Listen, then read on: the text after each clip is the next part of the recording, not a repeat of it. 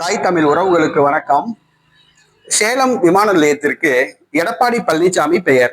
சேலம் விமான நிலையத்திற்கு எடப்பாடி பழனிசாமி பெயர் என்ற தலைப்பில் இந்த காணொலியை காண்கிறோம். விமான நிலையங்களுக்கு தலைவர்கள் பெயர் சூட்டப்படுவது வழக்கம். சஞ்சய் காந்தி விமான நிலையம், இந்திரா காந்தி விமான நிலையம், அதே போன்று ஒவ்வொரு விமான நிலையத்திற்கும் ஒவ்வொரு தலைவர்களுடைய பெயர் சூட்டப்படுவது வழக்கம். காமராஜர் விமான நிலையம், சென்னை அண்ணா விமான நிலையம் என்று பெயர்கள் சூட்டப்பட்டுள்ளன.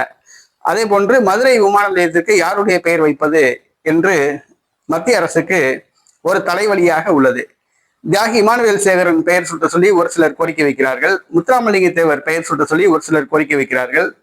மற்றவர்கள் அப்துல் கலாம் பெயர் சூட்ட சொல்லி கோரிக்கை வைக்கிறார்கள்.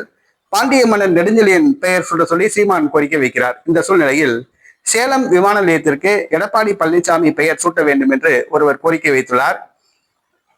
சேலத்தை சார்ந்த அதிமுக தொண்டர் மணிகண்டன் அவர் நேற்றைய தினம் குடியரசு துணைத் தலைவர் சி.பி. ராதாகிருஷ்ணனை சந்தித்து பேசினார்.